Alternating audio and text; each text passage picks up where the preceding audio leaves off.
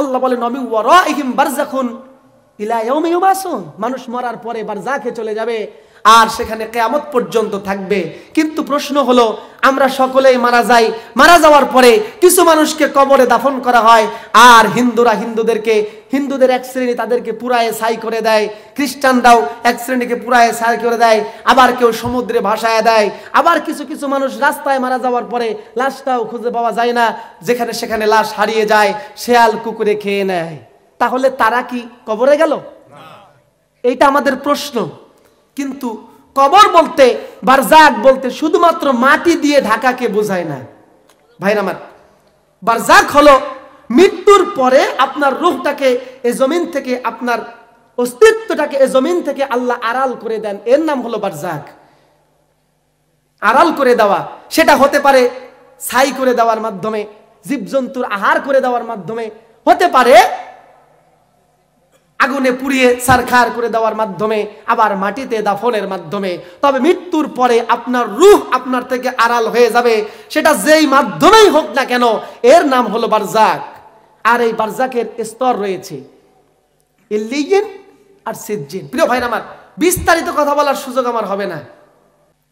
মানুষ যখন মৃত্যুবরণ করে, তার লাশ মাটিতে ঢেকে দেওয়া হোক আর পানিতে ভাসায় দেওয়া হোক আর পুড়ে ছারখার করে দেওয়া হোক না কেন, যখনই তার লাশটা আড়াল করা হয়, সঙ্গে সঙ্গে বারজাকে তাকে উপস্থিত করে আল্লাহ রাব্বুল আলামিন ফেরেশতা পাঠায় দিয়া তার কবরের সওয়াল জবাবের ব্যবস্থা করে কি করে না?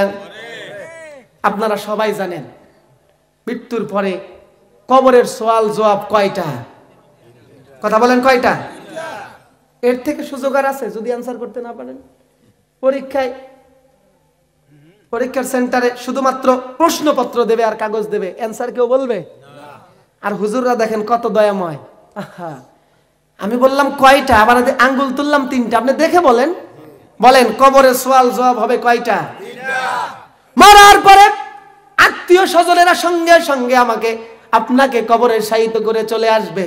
আল্লাহ পাক ফেরেশতা পাঠায় দিয়া 3টা জিনিসের যাচাই বাছাই করবেন, 3টা প্রশ্নের উত্তর আমার আপনার কাছ থেকে যাচাই করে নেবেন। 1 নম্বরে বলা হবে মান রব্বুকা। কি বলা হবে?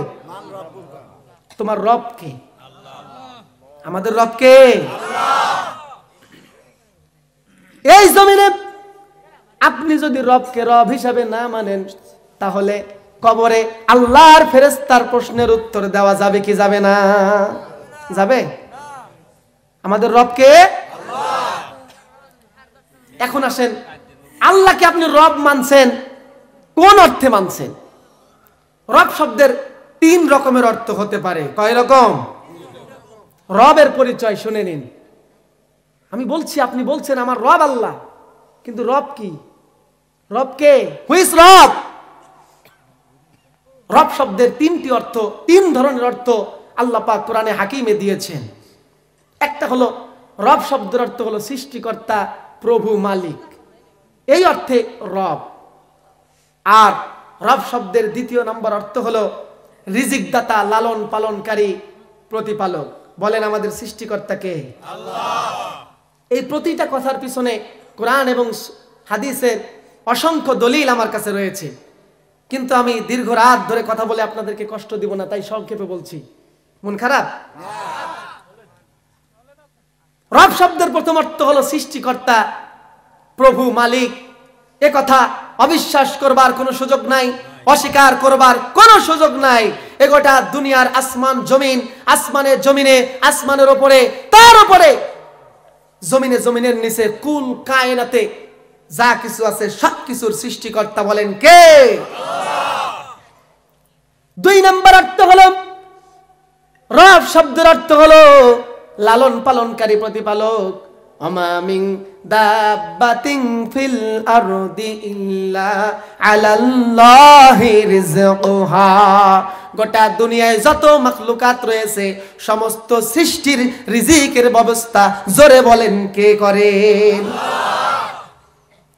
সুতরাং এটাও কেউ অস্বীকার করে না যে আল্লাহ আমার রিজিকের মালিক, আল্লাহ আমার হায়াতের মালিক, আল্লাহ আমার মৌতের মালিক, আল্লাহ আমার সুস্থতা, অসুস্থতা, সুখে থাকা, দুঃখে থাকা, ভালো থাকা, মন্দ থাকার মালিক কে? আল্লাহ। রব শব্দের 3 নম্বর অর্থ হলো, রব শব্দের 3 নম্বর অর্থ হলো, রব হচ্ছেন তিনি যিনি হচ্ছেন আইনদাতা, বিধানদাতা, হুকুমদাতা, যিনি হচ্ছেন বিচার করনেওয়ালা, তিনি হলেন মাফ করনেওয়ালা। জোরে বলেন না তার নামটা কি? আপনারা তো বলছেন, কিন্তু এই জায়গাতে গলত। রবের প্রথম অর্থে কেউ অস্বীকার করে না, সৃষ্টিকর্তা আল্লাহ স্বীকার করে অকপটে, দ্বিধাহীন চিত্তে। আল্লাহ রিজিকের মালিক, মৌতের মালিক, তিনি আমাদের প্রতিপালক, লালন পালনকারী। সবাই দ্বিধাহীন চিত্তে অকপটে স্বীকার করেছে, করছে। কিন্তু আল্লাহ আইনদাতা, বিধানদাতা। এ জমিনে ইনিল হুকমু ইল্লা লিল্লাহ আলা লাহুল খালকু ওয়াল আমর। যার সৃষ্টি তার গোলামি, তার দাসত্ব করতে হবে। এ জমিনের সৃষ্টিকর্তা রব, প্রতিপালনকারী আল্লাহ। আল্লাহর আইনে জমিন চলবে, আল্লাহর আইনে পরিবার চলবে, সমাজ চলবে, রাষ্ট্র চলবে, গোটা দুনিয়ার কুল কায়নাত আল্লাহর আইন অনুযায়ী চলবে। এর ব্যত্যয় করা যাবে না। এই ব্যাপারে মানুষেরা আপোষ করতে পারে না, ঠিক কিনা বলেন? আল্লাহকে আল্লাহ হিসাবে, প্রতিপালনকারী হিসাবে, সৃষ্টিকর্তা হিসাবে আমরা মানি, কিন্তু বিচারকর্তা, আইনদাতা, হুকুমদাতা হিসাবে মানতে চাই না। অথচ যে জমিন সৃষ্টি করেছেন আল্লাহ, রুলস আইন চলার কথা কার? আজকের ইঞ্জিনিয়ার ভাইরা একটা মোটরসাইকেল বানাইলো, বানানোর পরে রেস্ট্রিকশন জারি করলো। মোটরসাইকেল চালানোর সময় ভালো ড্রাইভার হওয়া লাগবে, আর ড্রাইভারের কিছু সুদক্ষ গুণাবলী থাকা লাগবে। তাহলে গাড়ি যখন স্টার্ট করবেন, সে সময় স্টার্ট করার পরে যখন আপনি রান করবেন, রান করার সময় আগে ক্লাচ ধরে তারপরে গিয়ারটা ফেলে তারপরে আস্তে আস্তে ক্লাচ ছাড়তে হবে আর পিক আপ টানতে হবে, গাড়ি তাহলে সামনের দিকে যাবে। আমি কি ভুল বললাম? হাইড্রোলিক ব্রেকওয়ালা মোটরসাইকেল, ডাবল ডিস্ক, পালসার নাকি বলেন, জিক্সার, নানা রকমের R15 গাড়িগুলো বানাবার পরে ইঞ্জিনিয়ার সাহেব একটা রেস্ট্রিকশন দিয়ে দিল, ব্রেক ধরার সময় সাবধান। যদিও বর্তমানে ABS সিস্টেম করে দিয়েছে, কিন্তু তারপরেও সতর্কতা তারা দেয় কি দেয় না? তাদের নিয়মের ব্যতিক্রমে যদি গাড়ি চালান, রাস্তায় পরে মরবেন, কেউ ঠেকাতে পারবে না। পেট্রোল দিয়ে গাড়ি চালাইতে হবে, আপনি পানি দিয়ে চালাইলে গাড়ি চলবে? ওরে ভাই, এতে খেয়ে বুঝে নিতে হবে। আমার দেশের, আমার দুনিয়ার মানুষের একটা মোটরসাইকেল বানাইলো, একটা মোবাইল বানাইলো, কারেন্টের চার্জ দিয়ে মোবাইল চালাইতে হবে। আমি মোবাইলের পাশায় পানি ঢেলে দিলে মোবাইলটা চলবে না, তেল ঢেলে দিলেও চলবে না। দুনিয়ার ইঞ্জিনিয়ার এই সামান্য মোটরসাইকেল আর মোবাইল বানাবার পরে দিক নির্দেশনা দিল, তার দিক নির্দেশনার বাইরে চলার সুযোগ নাই। আমার আল্লাহ বানালো কুল কায়নাতের সব, আমি মানুষটাকে আল্লাহ বানায়া গোটা দুনিয়ার সমস্ত প্রতিপালনের দায়িত্ব নিলেন আল্লাহ। তাহলে এই জমিনে আল্লাহর সিদ্ধান্তের বাইরে চলার ক্ষমতা মানুষ রাখে কি করে, ঠিক কিনা বলেন? আমরা তাই করছি, যেটা আল্লাহর দ্রোহিতা, যেটা আল্লাহর সাথে ধৃষ্টতা। আর কবরে যখন প্রশ্ন করবে ফেরেশতা, মান রব্বুকা, তোমার রবকে, আপনার দ্বারা আমার দ্বারা আল্লাহ কথাটা কি বের হবে? বের হবে না। কারণ কি? মুখে বেঁধে যাবে। এই 3 অর্থে যদি আল্লাহকে রব মানতে পারেন, তাহলে ফেরেশতা যখন প্রশ্ন করবে মান রব্বুকা, আমার মুখ দিয়ে অকপটে ইমানের চেতনায় বের হয়ে যাবে রব্বি আল্লাহ, বলেন আমাদের রব আল্লাহ। 2 নম্বর কবরের প্রশ্ন, মান দীনুকা, তোমার দিন কি, তোমার ধর্ম কি, তোমার জীবন ব্যবস্থা কি? আপনারা বলেন তো, আমাদের ধর্মের নাম কি? ইসলাম। আলহামদুলিল্লাহ, আপনারা সুন্দর অ্যান্সার করেছেন। এই দিন শব্দটার 3টা অর্থ আল্লাহ কোরআনে দিয়েছেন। কয়টা বলেন না, দেখে বলেন।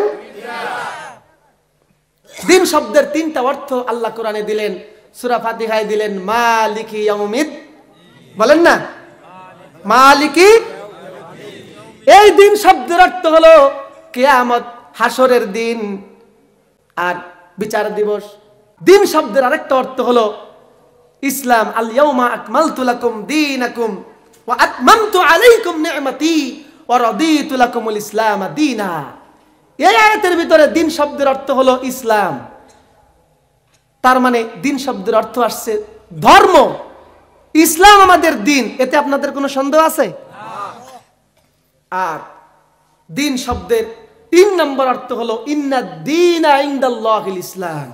আল্লাহ বললেন আল্লাহর কাছে পৃথিবীর মানুষের জন্য জীবন পরিচালনার একমাত্র সংবিধান যার নাম হলো ইসলাম।